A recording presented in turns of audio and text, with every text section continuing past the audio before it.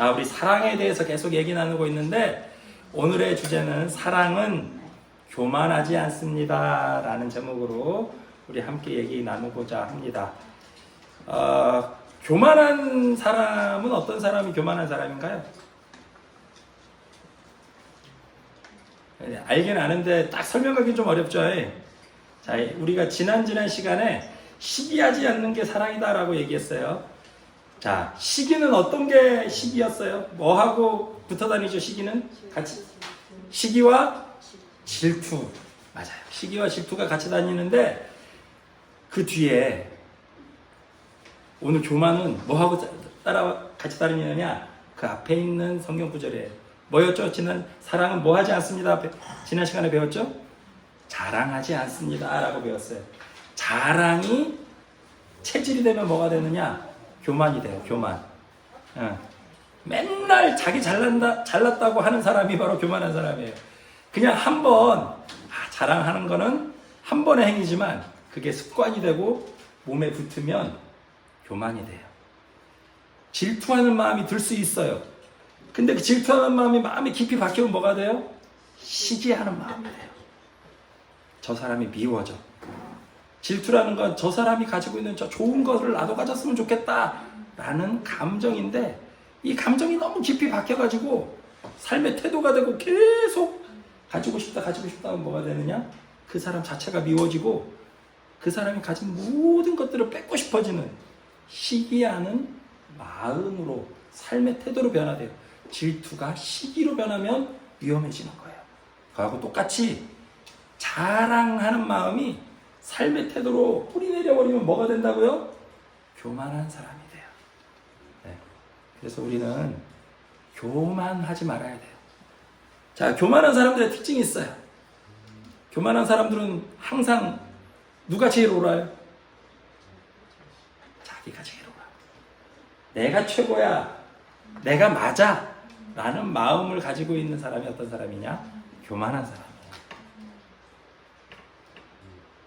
누구보다도 자기가 옳을까요? 하나님보다도 내 생각이 제일 맞아 라는 게 바로 교만한 사람의 마음입니다. 교만한 사람들도 주변 사람들한테 관계를 맺을 때 너를 사랑해서 하는 얘기야. 내 말대로 해 라고 얘기를 해요. 그게 바로 교만한 사랑이에요. 너 의과대학 가야 돼 라고 말하는 부모. 자식은 의과대학 안 가고 싶은데 내가 원하는 모습으로 네가 사는 게 너의 행복이야 라고 강요하는 순간 뭐가 되느냐? 그게 바로 교만한 사랑이 되는 거예요. 사랑은 어떤 게 사랑이냐? 그 사람이 원하는 것을 할 수 있게 도와주는 게 사랑이에요. 근데 네가 원하는 게 아니라 내가 원하는 대로 너를 바꾸려고 애쓰는 사람이 바로 교만한 사랑을 하는 사람이에요. 교만한 사람들의 특징이 뭐냐 하면 다른 사람을 있는 그대로 보지 않아요. 이 사람은 지금 나는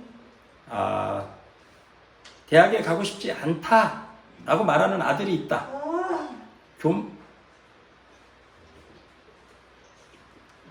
대학에 가고 싶지 않은 아들이 있으면 어떻게 해야 될까요? 잘 설득해서 제시를 해줄 수 있어. 대학에 가면 이런 게 좋고 이러이러한 이유로 대학에 가는 게 좋아.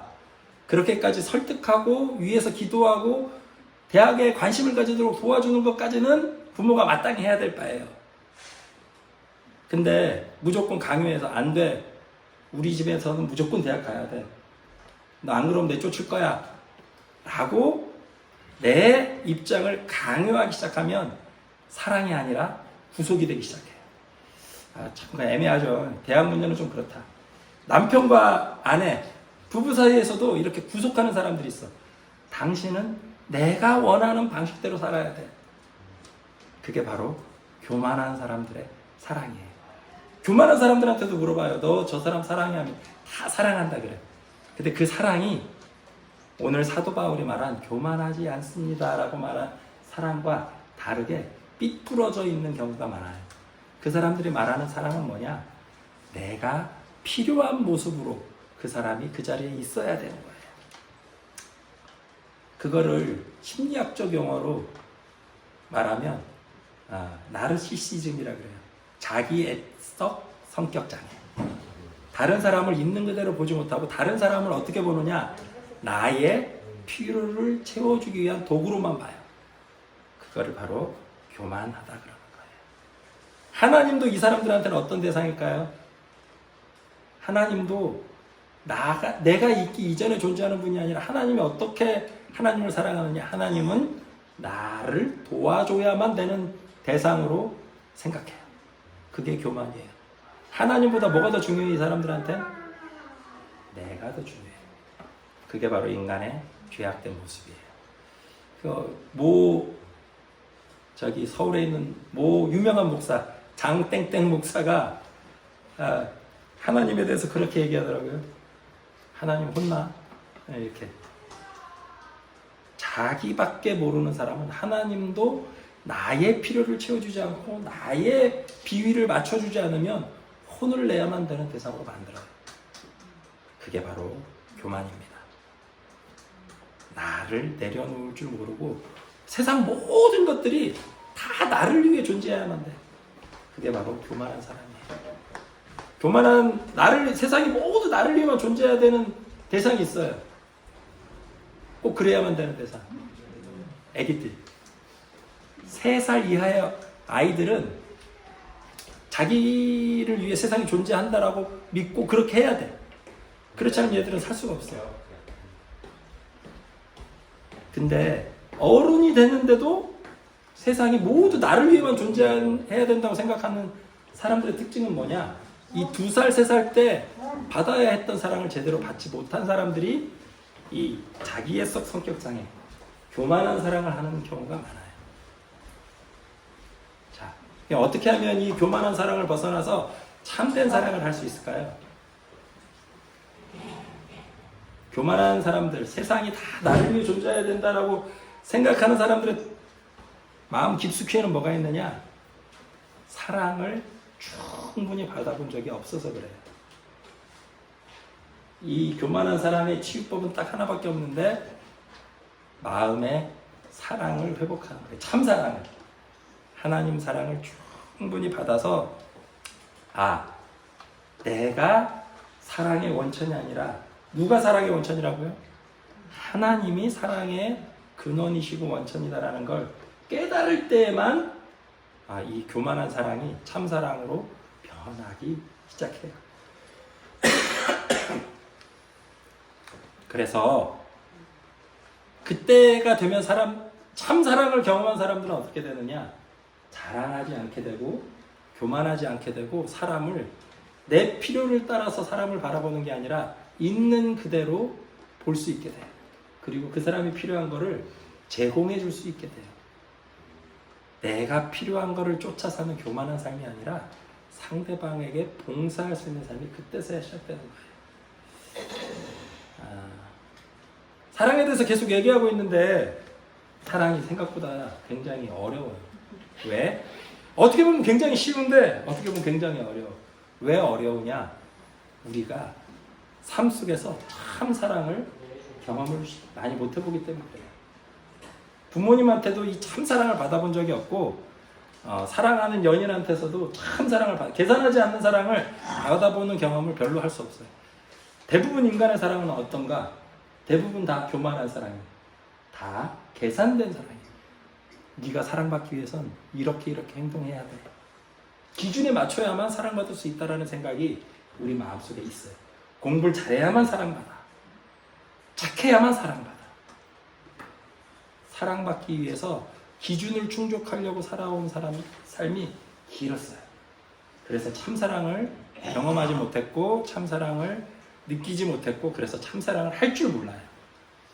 그런데 참사랑을 우리에게 보여준 분이 있어요. 누구냐? 예수님이에요. 예수님. 목숨을 내어줄 때까지 사랑해 주셨는데 대가 없이 무조건적으로 우리가 아무리 죄인이어도 우리를 사랑해 주셨어요. 우리가 뭘 잘해서 사랑한 게 아니라 그냥 우리가 하나님의 자녀니까. 그런 사랑 예수님에게 받으셔야 해요. 지금도 주고 있는데 우리는 그걸 잘 받지 못해요. 예수님 사랑을 회복하고 나면 내 안에 있던 교만한 사랑이 참 사랑으로 조금씩 변해가는 것을 느낍니다. 오늘 하루아침에 이 설교 한 번 한다고 이게 한 번에 되진 않을 거예요. 근데 마음속으로 내가 사랑을 받고 싶다면, 사랑을 잘 하고 싶다면 누구를 만나야 된다고요? 예수님의 참사랑을 만나야 돼요. 그리고 그 사랑을 깊이 경험할 때 우리가 전해주는 사랑이 조금씩 교만한 사랑에서 참사랑으로 변화되어 가는 것을 느끼게 됩니다. 우리 모두 다 사랑받고 싶잖아요. 그리고 받고 또 어떻게 하고 싶어요? 사랑하고 싶어요.